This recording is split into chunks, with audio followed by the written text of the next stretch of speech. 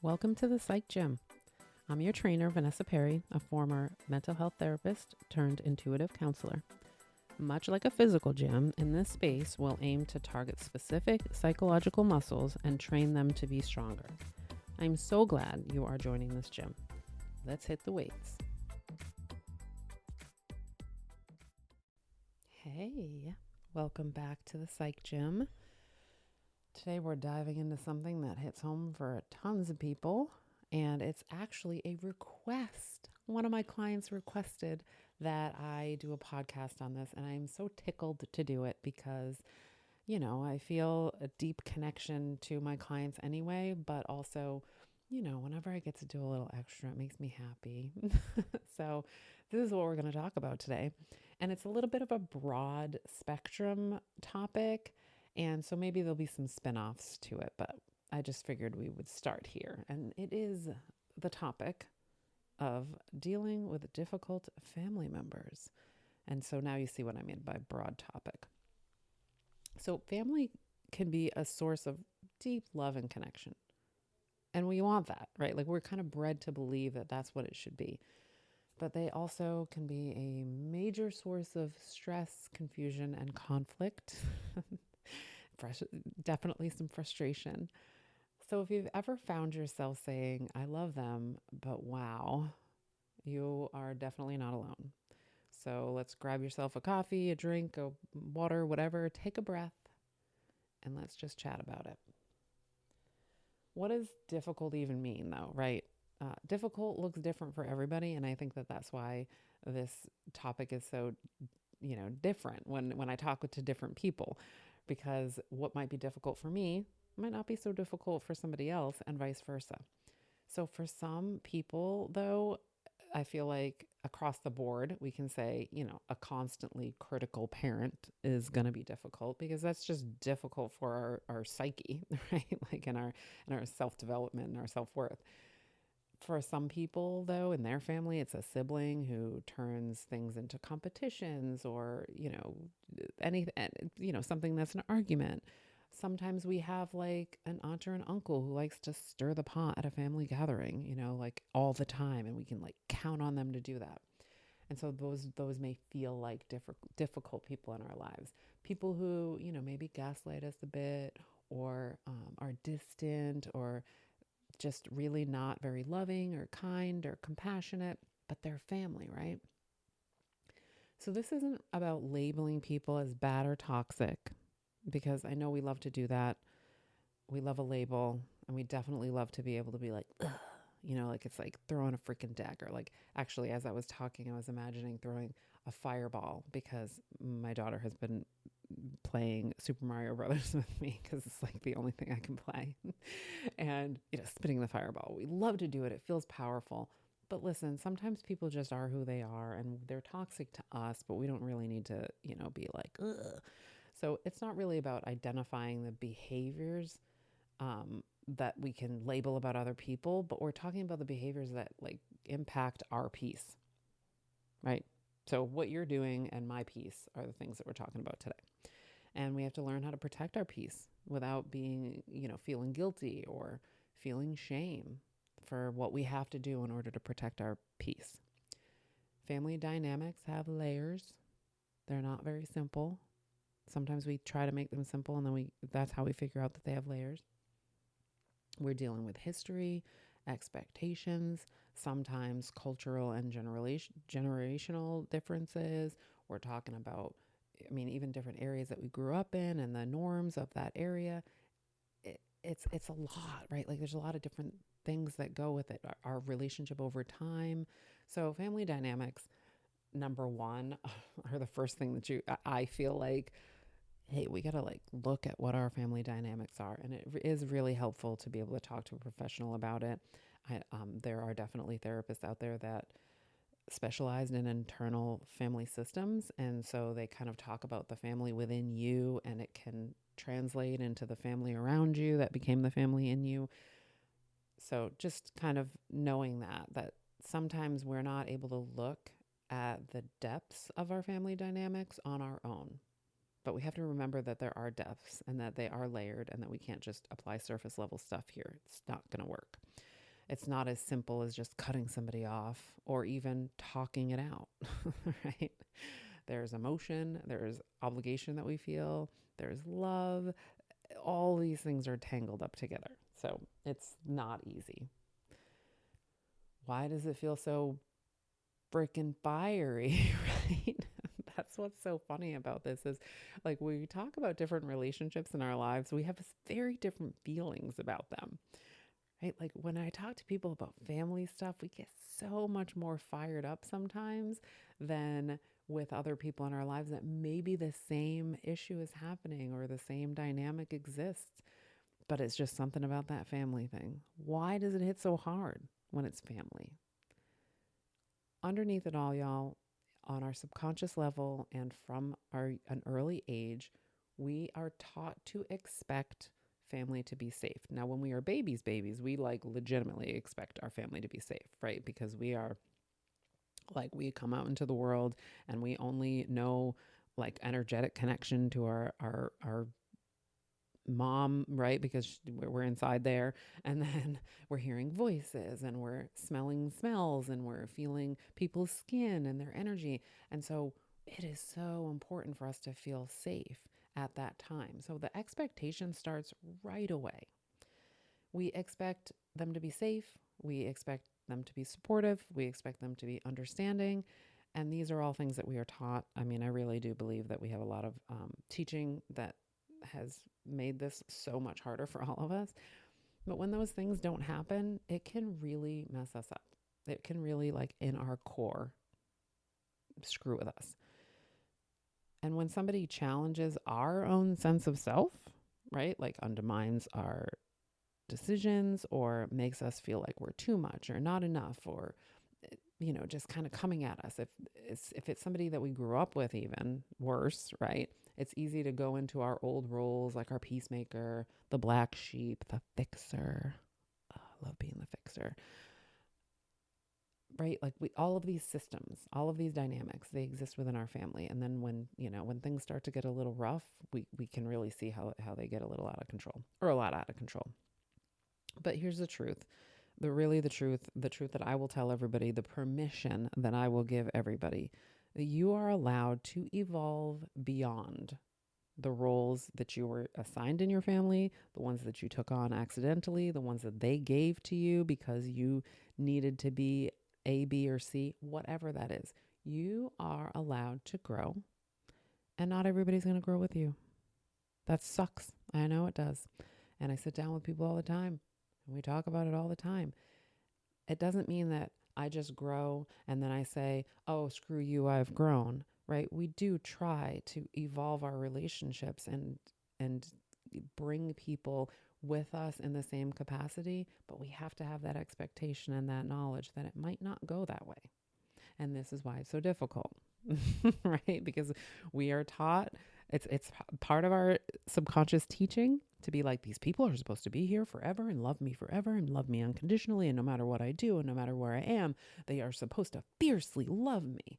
Like they are people too, y'all, like with their own everything. So let's like detach a little bit from that and just focus on ourselves, right? Okay. So when we're talking about ourselves, we got to talk about boundaries. Oh, boundaries. We love a boundary. It's a word. It's a buzzword. But we want to think about boundaries, not barriers. Right? We're not trying to put up walls that are impenetrable. We're just trying to have some healthy, respectful boundaries. Just some things that say, hey, here is how you can be in my life. Here's how I think that you and I can coexist in this bubble of mine. These are the things I need or don't need, right? That might sound like there's a lot of different ways that boundaries work here. And as I'm talking, I'm like, this is a bigger podcast than like 20 minutes, but whatever. We're going to do some breathing. Sorry. If there's something more in depth that you hear and you're like, give me some more about that, just send me a message. No problem. I will elaborate. Obviously, I'm not going to edit that out. So I just want you to know I let this roll and I do not edit. And that's just how it goes. So a boundary, back to a boundary. Things that we might say that sound like boundaries and to people in our lives, I don't feel comfortable talking about that. Or like, I don't want to talk about that right now. It is such a simple concept, but when I sit down with people and myself, sometimes it's really difficult to remember that very simple phrase. When somebody starts to engage you in any kind of conversation that you're not interested in being in, you can say, I don't want to talk about that. Like, let's talk about something else. And at times when I'm in session with people, I discover that it's just simply not knowing the words to say. So you get all clammed up because so and so comes up at you and is like, so what happened to the boyfriend? And you're like, right? Obviously personal for me. I hate that one. But I just don't feel comfortable talking about that is totally acceptable. Or I really don't want to hash it out right now. I'm trying to ignore that in my life right now. Whatever you got to say, just come up with some catchphrases that get you out of that situation or that start to get you out of the situation, right? Because that's the thing that we learn about boundaries. Not everybody is going to respect them right away. So we might have to defend them. So we might have to come up with like our 1, 2, and 3 things to say if we know we're coming up against the person who likes to poke around, right? That doesn't take the first boundary.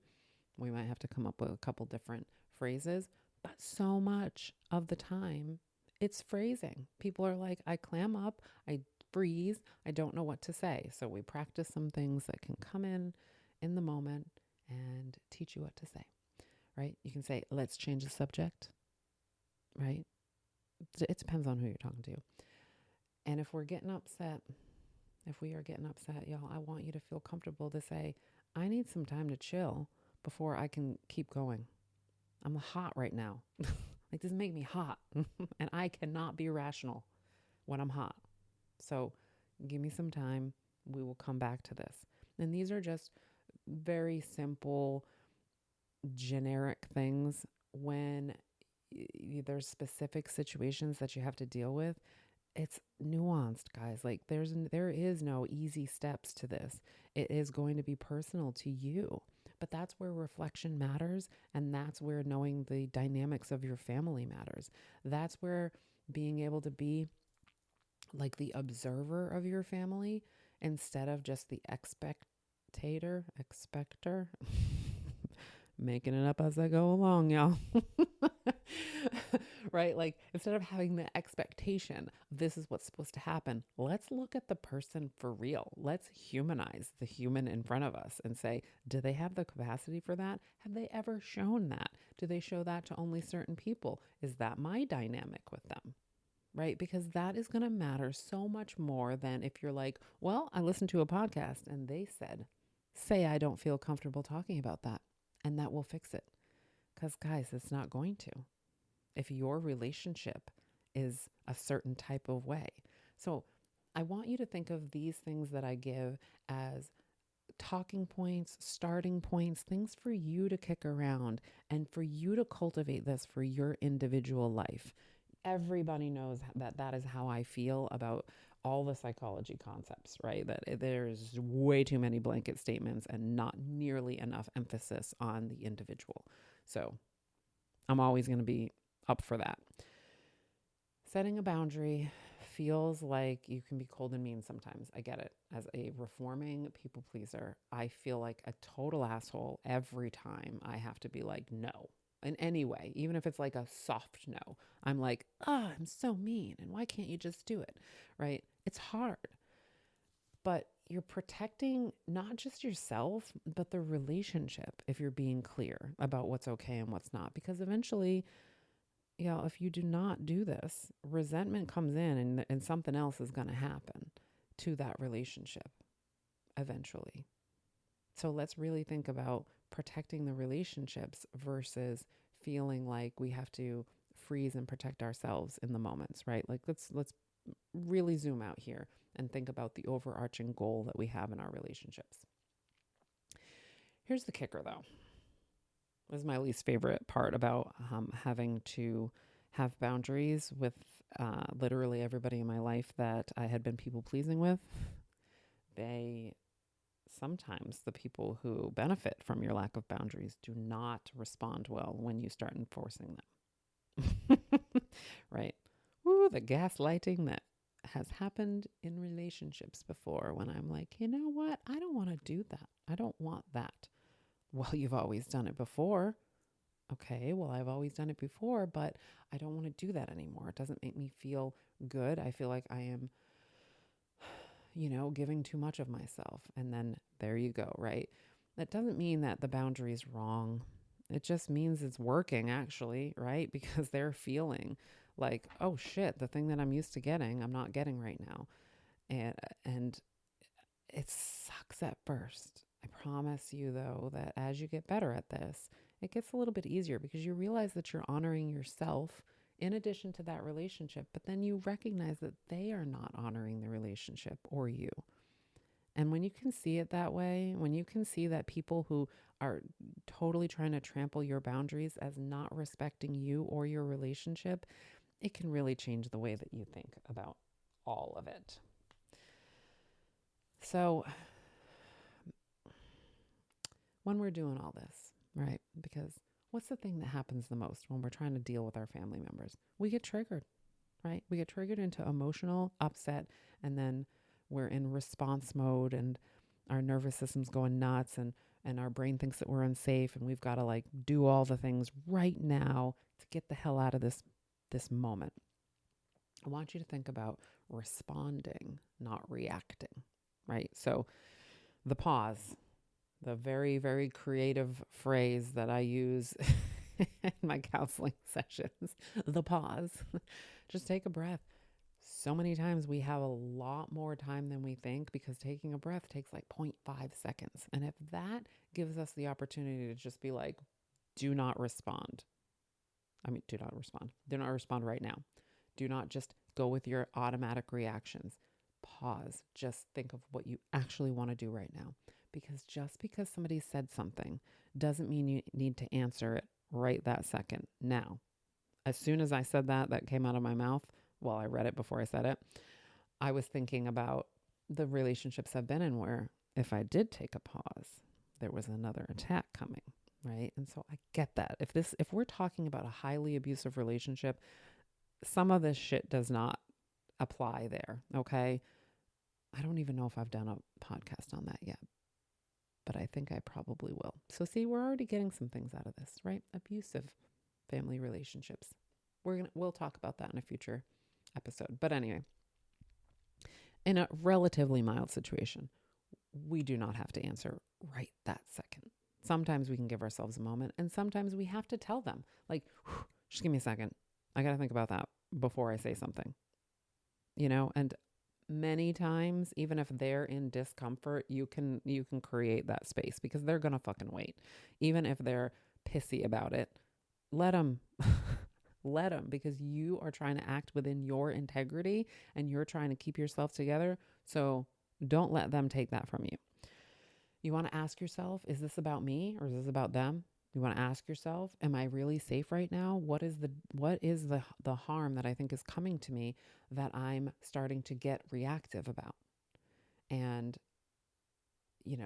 really get clear on the danger that you're in. Because even emotional danger, we often don't have to bust out a sword, right? Because if we can put ourselves in a moment of being like, that person is not rational right now, and I'm not going to listen to anything that they have to say in this moment, we're going to be a little bit more protected from that emotional harm. If we do get into a conflict, though, part of the other part of staying calm is knowing what to do, what to say, right? Short, calm responses. I think that's your opinion, but not mine. I'm not going to engage in this. Let's take a break. I don't think we're going to solve this today. There's a million of them, right? I don't have a million of them right now. I'm a little frazzled right now thinking about it because I only wrote down 4. But think of like very short, to the point responses. Because if we start to ask questions, well, why are you treating me like this? Like, oh gosh, we're just inviting more stuff. So, right, we're short, closed-ended sentences. You don't have to win every argument you are invited to, people. And as a Libra, I understand that this is something um, that can be difficult when somebody's being really, really wrong. You don't have to participate in it. That's what's so crazy. Is sometimes the most powerful thing you can do in a moment is not take somebody's bait. A lot of times their bait isn't even, they don't even know they're baiting because they're freaking out too, and they're in reaction mode too. But so as we talk about this, I feel like the opportunity for self-abuse can come in, because we're like, oh God, I'm going to do this perfectly. And then we might not. So I just want to remind you, when we're going through this process here, that sometimes you might react. You might yell. You might cry. You might walk out. You might act a fool. I still do it. Just because I have all these tools doesn't mean that in certain emotions that I'm not practiced in, I don't go bananas. It has happened. It's not my favorite thing, but it happens. And so I move through it. It's okay. You're human. You have to give yourself compassion, because especially if that person's not giving you compassion, right? At some point, somebody's got to love you, and it might as well be you. So we're just going to move forward with whatever information we get from these types of interactions and try to mold different ways to do things, different belief systems about it, and sometimes just completely different relationships. This last concept that I'm going to talk about before we close it's a touchy one. It's about when distance is necessary. So I follow this person on Instagram who, she is also a social worker, and she talks a lot about being no contact with her parent and how people kind of attack her for it a lot. Where they're like, oh, that's the only mom you'll ever have, and yada, yada, yada, And she's like, you don't know my relationship with this person. You don't know how hard I've tried to love and be loved by this person. And so sometimes distance is the right answer. After you feel like you've exhausted everything in a healthy way, sometimes if somebody is consistently disrespecting your boundaries, consistently gaslighting you, creating chaos, it's okay to take a step back. Sometimes that space is the most loving choice for them and for you. It doesn't mean you've given up. It just means that you're choosing your own well-being and regaining control of your nervous system. And that is a beautiful self-love movement. You can love somebody and also not let them have unlimited access to you, because I think that that's what happens sometimes in those relationships. I want you to remember that practicing your peace is not selfish. It's not selfish. It's your peace. It's your survival. It's your whole inner core being. That protection is not being selfish. It is being self-serving. It is an act of self-love. And I'm giving you permission to do it. As long as you're not like intentionally hurting other people, gosh, take care of yourself. So if you're navigating hard family dynamics right now, please seriously know that you're not alone. I think everybody at this point knows because we have social media, but sometimes it can still feel a little bit lonely. You're not crazy. You're not weak. You're not like wrong and bad and horrible and a terrible family member or friend. You're doing your best to break cycles, to protect your heart, and sometimes even just healing your old wounds so that you can go forward and do something different. And that's really powerful. Really powerful. And if you're doing this work, I'm really proud of you. It's so hard. I know, because I sit down with people all the time and I see how difficult it can be. So I hope that this was helpful for all of you. If there's something that you would like for me to spin off about this, just send me a message and I'll be more than happy to do that. And otherwise, I will see you next time. And I thank you for letting me be your guide today. Thanks for listening. To learn more about what I do and how to work with me, head to thepsychgym.com to check it out. Keep lifting, y'all. It's worth it.